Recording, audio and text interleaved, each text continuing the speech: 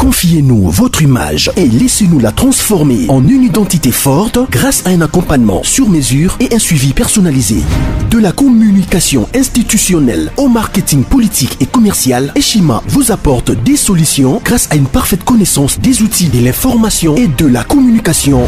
Contact 085 113 44 44 085 113 44 44. Eshima Magazine, un nouveau standard d'information.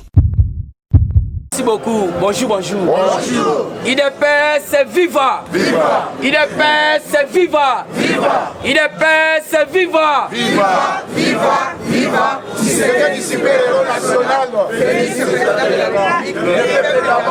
Fatih Béton, Fatih Règle. Merci beaucoup, président Eric, pour nous comme ce message. En tout cas, papa Albert Kalonda, Bisopé, passe à 100 pour le Bimatope, si on bote.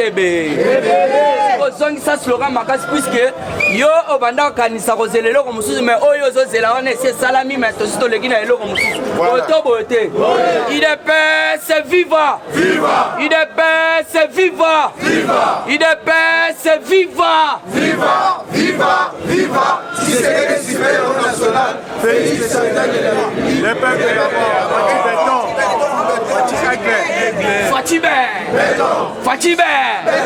d'abord Fatih Yaya na soye bisayo politique oyo papa etienne asi alobaki. En tout cas soko comprendre te tala ta basindi donc c'est simple.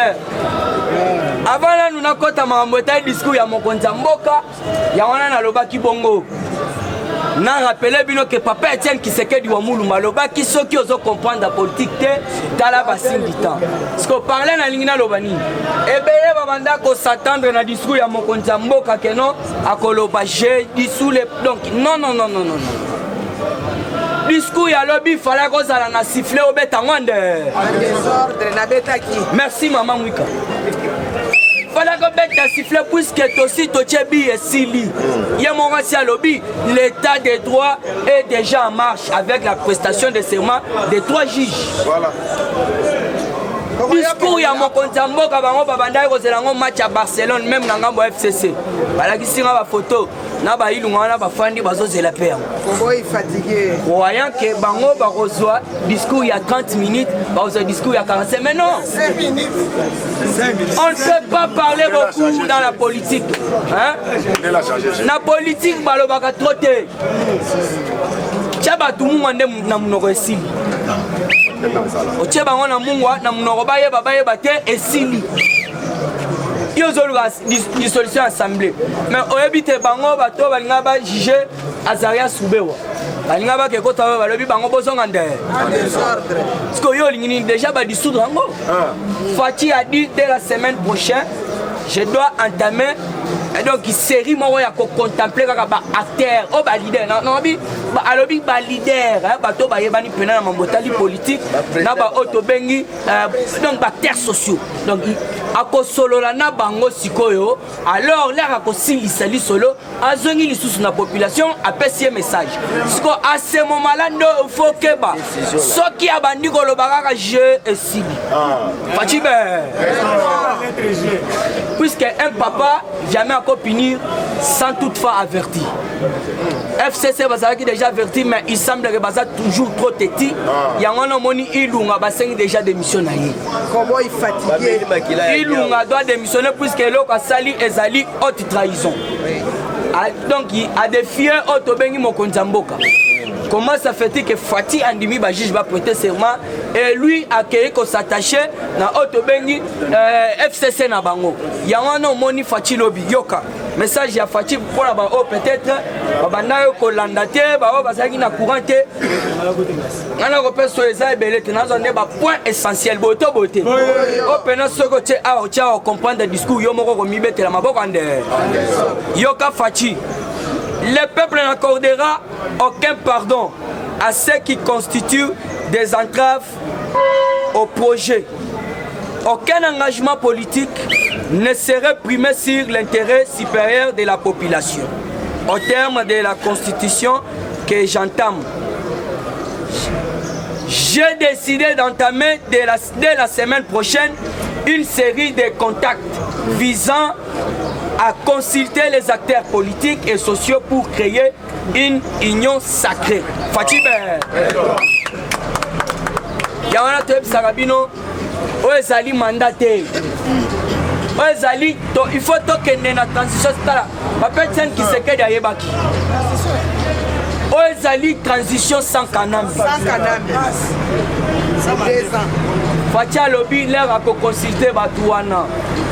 Ezali siko na objectif ya baya ko créer autobengi union sacrée. Et puis akenda qui plus loin à lobby c'est pour la refondation d'une équipe gouvernementale.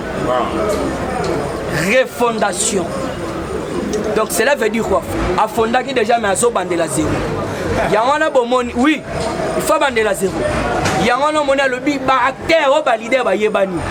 Et puis baza na souci à mort le gars ba Moïse Katumbi, le gars ba Ati Lukwe, ba Frank Diongo ba tout baza ko comprendre la vision na ye. Yangana mona lobby a quantamé semaine. Yo mena no ma pio.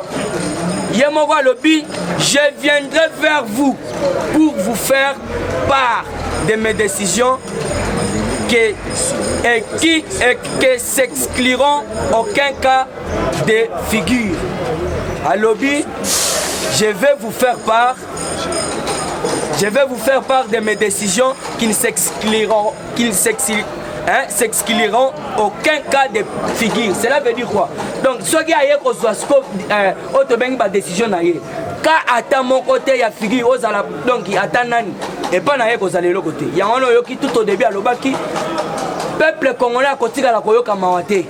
Na o na kosala pona bango. Yaya.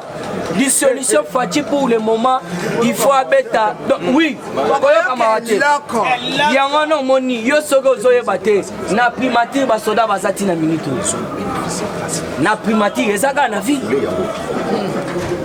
Kende na parler du peuple moi ba côté zate ya ono ngoni na ebisio bato baya ki po basala ba biloko azaria subero ba juger ya pesa bango ba réponse ba bengana ki bango ba lobi bo kende ya ono moni FCC ba baluki ba lobi hotel vi que makambo corona isa na mboka ya na habite Fatibe ya batu wana bazana matanga na banda ko yebisa bino na banda ko loba ete tozana turbulence avion kalaté fait ça la crash yangana tozo ça la crash puisque quand Ilunga démissionne na batu na mobimba bakoyi fatigué et de biloko. Et puis je vous dis vrai papa nanga ta yo muto sa formal jamais tina sikoyo fatina na signé ordonnance na hotel na base déjà sur tiki boulot puisque jusque là l'ordonnance portant la nomination du premier ministre n'a jamais été signée. Ça traîne encore sur la table de Mokonjambo. Donc, Nenga Zawana a démissionné. C'est Fatih, donc, Etali Fatité. Ordonnance Morote, Noma, Ilunga, Nenga Zawana reconnaissant que le premier ministre, ça traîne encore sur la table. Puisque Fatih a évacué que Bazabatu, Yanga Mukuna, Bakosala Makambu, Mutuna Bango. Alors, c'est le message. Alobi biso tozana dans ya kokota na makambo wana te. Et d'ailleurs nazako ebsabino otobengi ba armée donc armée américaine baza déjà sur le sol congolais. Alors le problème est que mokonzi wana pesa biso ka mot de passe. Ya wana va mot de passe kota. Facha lobi il doit contempler tout le monde. Ozala pasteur puisque le lo il faut pas comprendre ba pasteur est belé. Oh babanda qui koloba makambo kindoki lelo basuki na poisson. Alors Denis laisse lelo écran géant ke wa écran prophétique na ye lelo ke wa puisque batwana baza ko comprendre la politique te yango no moni papa Etienne qui serait dans la très clair abanda koloba lokola mutu moko ya masese alobi ce sont nos frères, nous devons travailler avec eux. Les problèmes en est qu'ils sont pris en otage. Yango no moni bango surtout Kabila prendre bango en otage. Qu'est-ce qui se passe? Ah, Boshaba Lobibo. Tambwe Mwamba, Ayebi na makambo constitutionnel te. Aye a memi FCC na Bouzo be voyez comment toza calé. Donc bazali sous na modi na cour constitutionnel te. On comprendre que batu na bango, mais yango no moni fatia alobi nini? Alobi l'état de droit que nous voulons vient d'être conforté par la prestation de serment de 3 juges de la Cour constitutionnelle. Or que bango bazolela kuna ngamu na biso tozo sepela pourquoi ba juge wana ba kosala musala selon auto bengi peuple congolais. Puisque lelo il faut comprendre que ceux qui bango bazalaki kuna ya wana monaki babanda koyemba mingi pona auto bengi candidature ya Kanambe na 2023 puisque avec nakabal na bango balingaki ba créer yango et c'est pourquoi au monaki Beno Lwamba papa on a respecté à trop à monaki que non FCC zalingomba mabe ngamoko tamie na longo puisque zalaki lisusu cour constitutionnel to ezalaki cour ya Kabila yango moni Beno Lwamba kendaki kobima na ende apesi siko fati freka et voilà comment le loto okeni na bango. Alors pour monopoliser parole toujours na kati actualité politique puisque na moni président Rudi Balonga zali Monisco na Otikolanda bango balobi il faut pas créer 5 bases. Na Beni on a protéger ba autre bengi population à Beni et en plus de ça ba traquer nini ba FADC. Alors ba ekotuna bango ya bango balobi boye cette fois-ci tokozala biso mon côté tozala na ba américain tozala pe na FADC. Na kati ya ba 5 bases wana yango no mona ki fachi na minute aza très occupé même na discours na ya lobby a comménagerer fort nyonso pour na congolais nyonso tout azwaka auto bengi kimia na ye. Alors na ye komona lisusu moko la jour wana ambassadani Trump atutaki. Alors Trump atutaki alobaki nini alobi Félix Tshisekedi azali président o jamais atikala kobimana ngambo constitution te aza na constitution et jusque là ce que moni lelo andimi prestation ya ba juge wana eza vu que alingi état de droit ezala toujours en marche puisque état de droit ezala quitté yangwana nazo ebisa bino awa ndeza boye même na États-Unis biso nyonso tout to sambela kaka mutu wana abima puisque Trump akobima pourquoi azali mutu à comprendre souci ya Fachi bazala ke belewa époque papa Etienne tozalaki na Barack Obama on croyait que ça va tomber mais azala qu'africain comprendre qu'africain asa kobo état de droit contre na carte Afrique mais comprendre qu'un blanc mutoza na nyoso animi Fachi ko sala na ya lobby azali partenaire nanga privilégié ya pena prospérité et puis ndenge zaana yende mutoza nyoso était Fachi déjà la minute comme un peu président ya monde mobimba alors pour na monopoliser parole te na chité wana. Eshima, votre magazine qui bat au rythme de l'actualité. Retrouvez la nouvelle édition.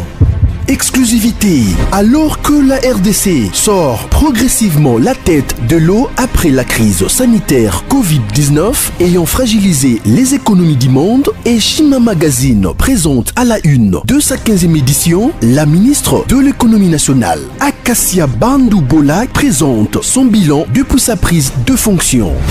Relance économique, Acacia Bandou Bolambongo donne des signaux forts.